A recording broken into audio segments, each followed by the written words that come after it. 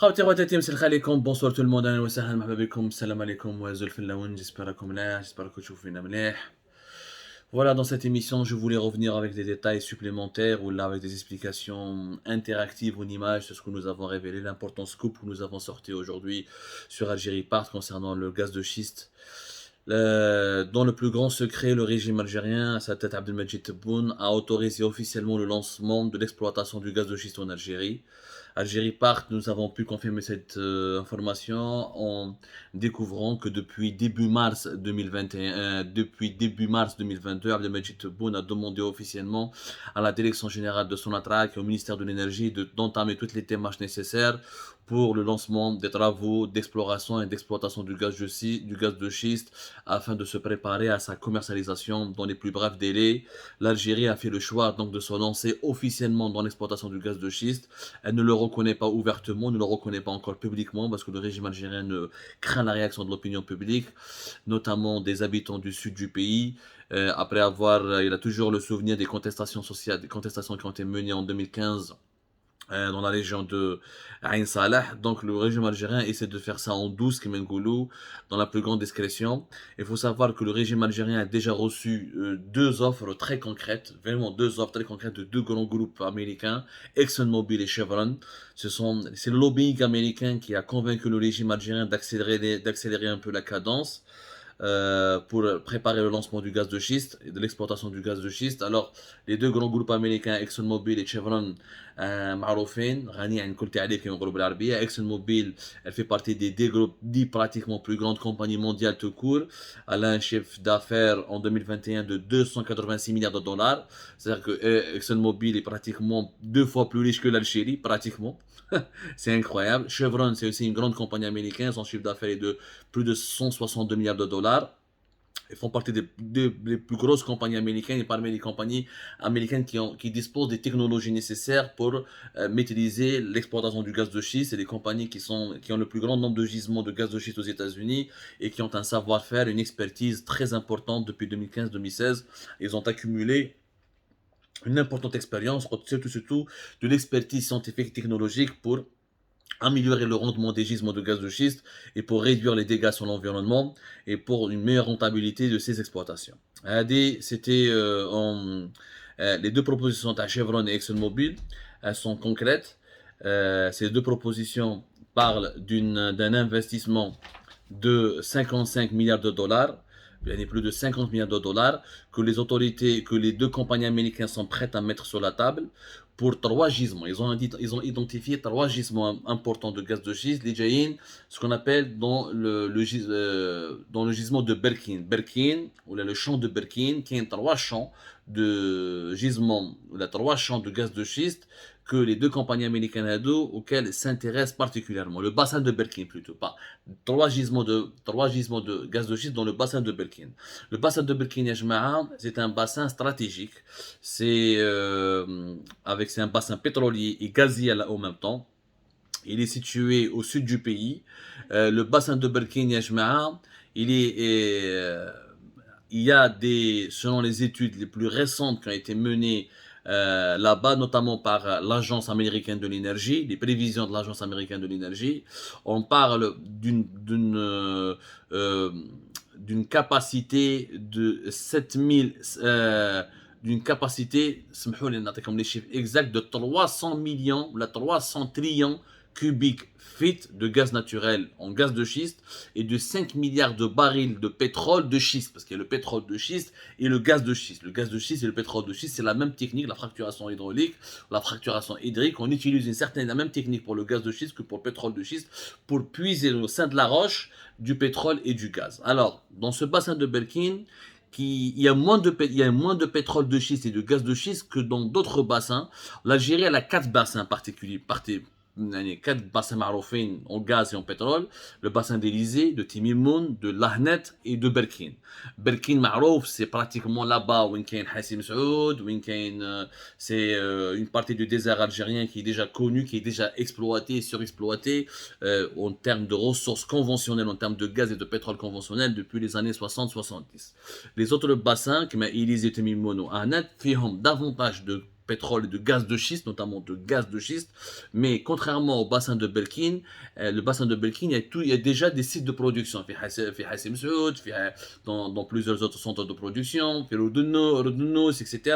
Donc, il y a déjà les unités de production, il y a déjà les infrastructures, il y a déjà les gazoducs, il y a déjà des oléoducs, il y a déjà des traitements, des usines de traitement des hydrocarbures, ce qui fait que l'infrastructure industrielle est déjà présente. C'est pour ça que les groupes américains Chevron et ExxonMobil ont préféré commencer en Algérie dans cette région, en investissant dans cette région. Naturellement, avec les 50 milliards de dollars qu'ils voudront mettre sur la table, ça va servir à améliorer le niveau de l'infrastructure industrielle, à s'équiper en plusieurs infrastructures nouvelles, en nouveaux équipements. Et à ce, le gaz de schiste coûte énormément cher. Coûte énormément cher parce que la technique d'exploitation du gaz de schiste, elle est très compliquée, très compliquée. La fracturation hydraulique, d'ailleurs, c'est un procédé de récupération de pétrole et du gaz naturel dans les formations non poreuses ou là dans le. C'est des techniques vraiment. On va pas s'attarder sur l'aspect technique et scientifique, on a déjà expliqué en fait. Hein. C'est une récupération non classique. Il y a des procédés classiques de récupération du pétrole et du gaz. Le gaz de schiste et le pétrole de schiste, non. On creuse dans la roche, on utilise beaucoup d'eau. C'est pour ça qu'on appelle ça la fracturation hydraulique. Bon, mais c'est coûteux. Il faut mobiliser beaucoup de machines, il faut mobiliser des nouvelles technologies, et les technologies du gaz de schiste évoluent sans cesse. Mais vraiment, les technologies évoluent sans cesse, et c'est pour ça aux États-Unis, on arrive à avoir des technologies beaucoup moins coûteuses et qui permettent de rentabiliser pour la simple raison que les technologies avancent et progressent et la manière de fracturer la roche pour obtenir le gaz et le pétrole, elle est de moins en moins coûteuse. Mais ça reste quand même très compliqué. Il faut avoir ces technologies-là, il faut avoir ces procédés industriels et c'est vraiment très. Il faut creuser par exemple entre 2000 et 3000 mètres sur la surface du sol. Il faut forer la roche pour atteindre la couche de schiste. C'est vraiment des travaux d'exploration industrielle très compliqués. C'est pour ça que ça coûte beaucoup d'argent. Et les Américains veulent commencer dans le bassin de Belkin pour la simple raison qu'il y a déjà des infrastructures industrielles. Donc, ils n'auront pas besoin de construire des nouveaux gazoducs, oléoducs. Il y a déjà des infrastructures sur place qu'ils pourront déjà utiliser en partenariat avec Sonatrach. Sauf, d'après nos investigations, les deux géants américains ont formulé deux exigences importantes. La première des exigences, c'est d'appliquer la nouvelle loi sur les hydrocarbures. Il faudrait que les compagnies américaines pour payer beaucoup de taxes, pour payer beaucoup d'impôts, parce que c'est des investissements longs et complexes. Il faut savoir que le gaz de schiste, si tu commences l'exploration en 2022, la production ne pourra commencer qu'en 2028-2030, parce que le temps de trouver le réservoir de gaz de schiste, de commencer à mettre en place le site de production, commencer l'infrastructure pour l'acheminer le gaz et le pétrole vers les structures traditionnelles d'exploitation traditionnelle des hydrocarbures, ça prend beaucoup de temps. Et encore une fois, les travaux de forage sont complexes et nécessitent une expertise et un savoir-faire vraiment de très haut niveau. Donc, il faut 5-6 ans minimum de préparatifs pour lancer la production. C'est-à-dire que si l'Algérie a décidé en 2022, c'est qu'elle sait qu'à partir de 2029-2030, elle pourra commencer à produire du gaz de schiste et à commencer à le commercialiser. Donc, les Américains, les deux géants américains, ExxonMobil et Chevron, pour finalement, on paye beaucoup d'impôts, on paye beaucoup de taxes. La situation, elle est Deuxièmement, ils ont exigé qu'il n'y ait pas d'appel d'offres. Vous nous donnez ces 3 gisements, on rentre en partenariat avec Sonatrach, c'est pas un problème. Mais c'est nous qui gérons l'exploitation des gisements, c'est nous qui ramenons les investissements, c'est nous qui ramenons la technologie, c'est nous qui vont l'exploiter. On va partager avec Sonatrach dans le cadre d'un contrat de partage de production tel qu'il est prévu et imaginé dans la nouvelle loi sur les hydrocarbures qui a été adoptée en novembre 2019 et qui n'est pas applicable jusqu'à aujourd'hui encore parce que les décrets, la majorité écrasante des décrets d'application ne sont pas encore publiés et opérationnels. L'Algérie n'a fait que 2 contrats dans le cadre de la nouvelle loi sur les hydrocarbures. Un premier contrat en fin de l'année 2021 avec décembre 2021 avec Eni et un deuxième contrat avec les Chinois Sinopec في البرناتون هدايا 2022. 2 contrats. Donc les Américains, ils veulent pas d'appel d'offres. C'est-à-dire قال لك ما تحطليش هذو لي جيزمون ابل دوف ضيع لي وقتي وندير كونكورونس انا عندي دراهم نجي تعطيني لو جيزمون وتسكت عليا وخليني نخدم. Voilà les exigences qui ont été formulées par les deux géants américains, ExxonMobil et Chevron, qui sont en train d'être étudiées encore par les autorités algériennes. Ce qui est bizarre, c'est que malgré les instructions qui ont été communiquées par Abdelmajid Tebboune, le ministère de l'Énergie à la Direction Générale de Sonatrach, Et bah, le groupe Sonatrach notamment n'a rien fait, nous fournit en ce moment aucun effort pour accélérer la cadence et pour se lancer officiellement et définitivement dans le gaz de schiste. Alors qu'il s'agit pour l'État algérien d'une orientation majeure pour la simple raison que les ressources conventionnelles, les gaz traditionnels, le gaz naturel traditionnel et le pétrole traditionnel, ils vont s'épuiser, vont se tarir d'ici 2028-2029. Et si on arrive, on prépare pas la production du gaz de schiste dès maintenant, à partir de 2030, on ne pourra plus exporter du gaz et on ne pourra même pas avoir de quoi produire suffisamment de gaz pour notre propre consommation nationale.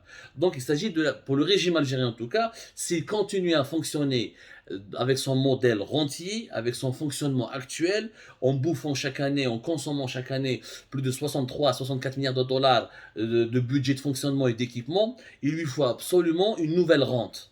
Parce qu'on n'a pas d'industrie, on n'a pas de tourisme, on n'a pas d'exportation agricole, on n'a pas une économie diversifiée. Si nous n'arrivons pas à trouver une autre alternative au gaz et au pétrole traditionnel, eh ben, le pays sera quasiment dans une situation de faillite et de danger énergétique. Même son indépendance économique et énergétique sera menacée, parce qu'on n'aura même pas assez de pétrole et de gaz pour notre propre consommation interne. Je vous rappelle que d'ici 2024, on sera plus de 47 millions d'habitants. Maintenant, en 2030, on sera plus de 50, voire 53 ou 54 millions d'habitants. Donc, on aura besoin de consommer énormément d'énergie chez nous.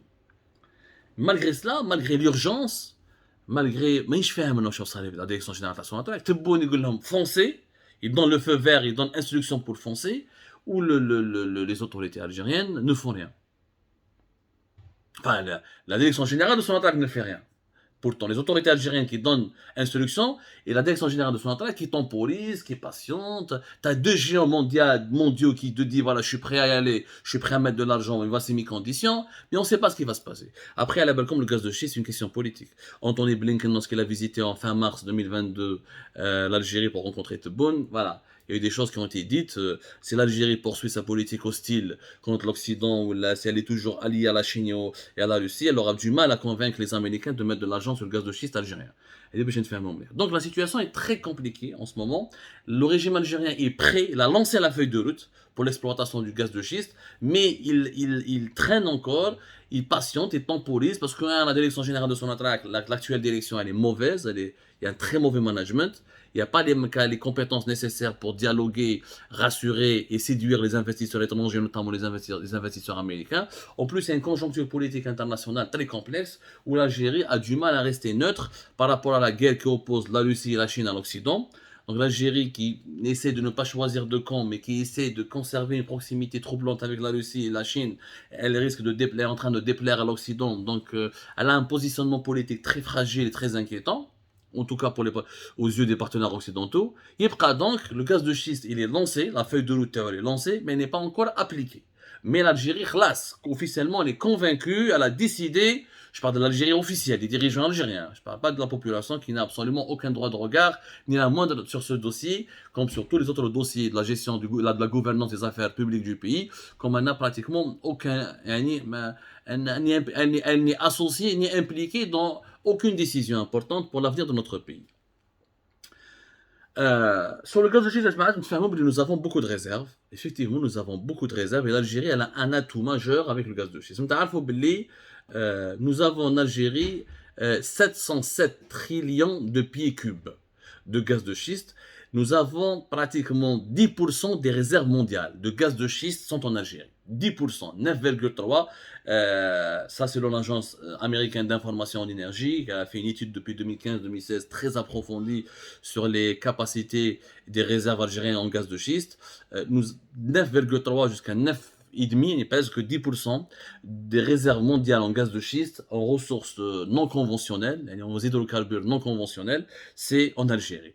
Nous sommes pratiquement la moitié des réserves continentales en Afrique en gaz de schiste sont en Algérie. Le deuxième pays africain qui a d'importantes ressources en gaz de schiste, c'est l'Afrique du Sud, avec 390 trillions de pieds cubes. C'est-à-dire que l'Algérie a 2 fois plus de gaz de schiste que l'Afrique du Sud, par exemple. L'Afrique du Sud représente 28% des ressources en gaz de schiste du continent africain. Nous sommes pratiquement à presque 50%. Donc le potentiel il est énorme pour l'Algérie. Il est très énorme. Et 10% des réserves mondiales sont en Algérie. Ça représente des dizaines, voire des centaines de milliards de dollars, pour ne pas dire des milliers de milliards de dollars. Euh, Selon une étude qui a été faite par un organisme de l'ONU qui s'appelle la Conférence des Nations Unies sur le commerce et l'investissement, le gaz de schiste qui est dans le monde, il peut permettre au monde entier une consommation mondiale de gaz de plus de 61 ans. Si on utilise le gaz de schiste qu'il y a dans le monde entier, pendant 61 ans, le monde n'aura pas besoin de gaz naturel traditionnel. Mais ça, c'est un autre choix. Et beaucoup de pays qui ont interdit l'usage et l'exploitation du gaz de schiste en raison de son danger pour l'environnement.